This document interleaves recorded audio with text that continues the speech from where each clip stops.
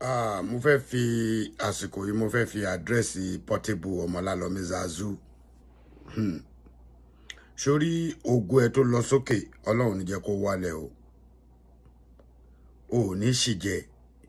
o ò ní ṣìmú, o ò ní ṣìlẹ̀tẹ̀, o ò ní taṣọ àgbà mọ́lẹ̀. Àmọ́ àwọn kan tí ń fẹ́ jẹ́ kó máa taṣọ àgbà mọ́lẹ̀ o.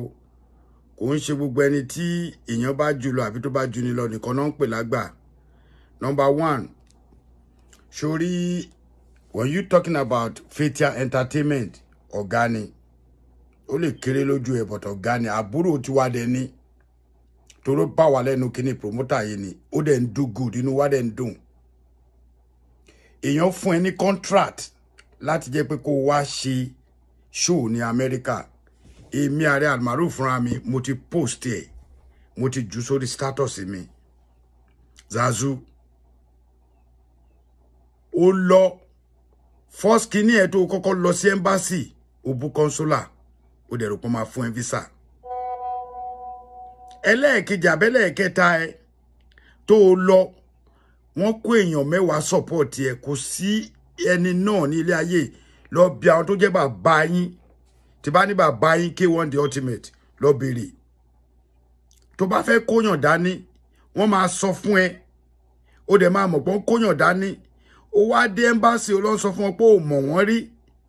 ṣé ọmọ ìyá ẹ ni wọ́n ni ṣé ọmọ ìyá ẹ ló fẹ́ kó lọ sí embassy ló fẹ́ kó wá sí America àbí wo mọ̀ pé ńjọ́ tí aláyé ti dáyé tó bá ti ń ṣe eré tí olórí bá ń bọ̀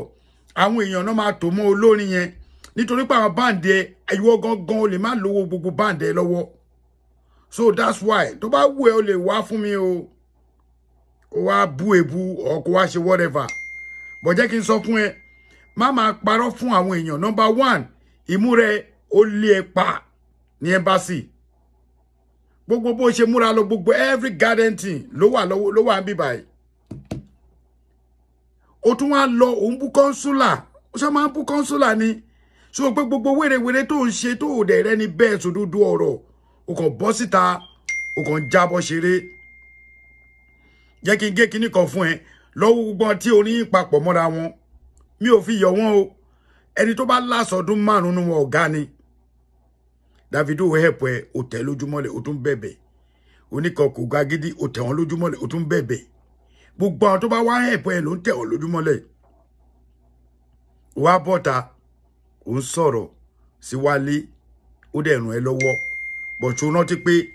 ẹ sign contract ṣó mọ̀ pé there's contract between you and Wálé.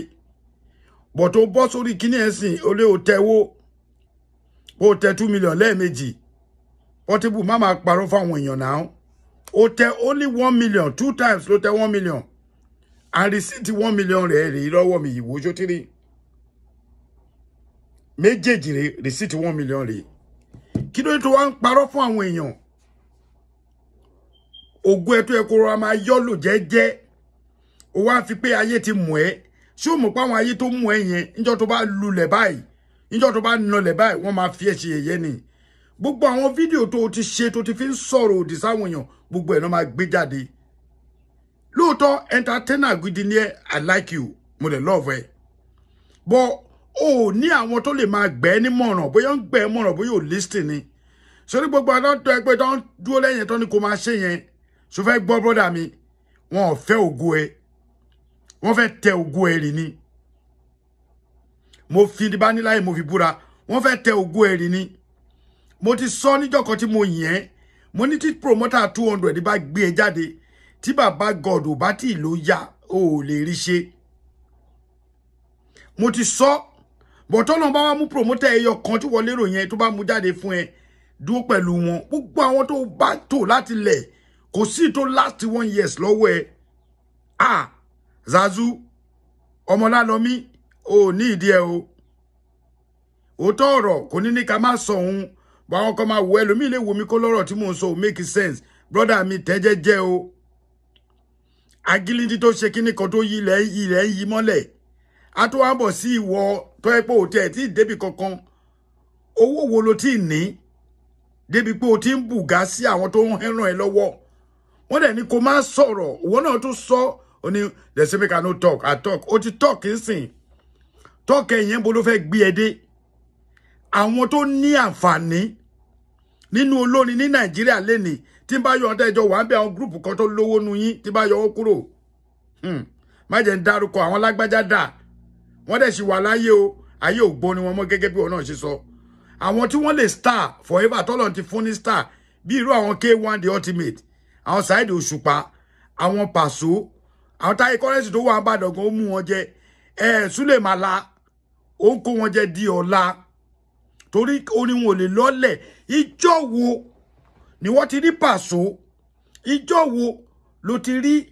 Báwàsí ìjọ wo gangan ló ti rí Òṣùpá Saheed ìjọ wo ló ti rí Wálé Táyé Currency àbí ìjọ wo ló ti rí Màlá ìjọ wo ló ti rí wọn àti àtàwẹ́wẹ́ brother mi Súlè mọ́ ikú gbàgbé àrùn gbàgbé ìjọ wo ló ti ráwọn Súlè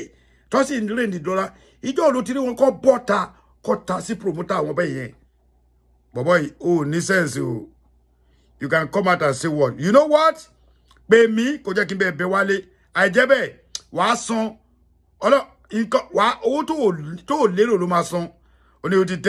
tẹ 2 million lẹ́ẹ̀mejì ọmọọba 1 million ló tẹ kwẹ́kwẹ́ yẹn o tẹ owó jẹ́ méjì lọ 1 dẹ̀ ló tẹ ó ní mo jẹ́ tó fi wọn àwọn èèyàn because káwọn èèyàn lè rí ó rè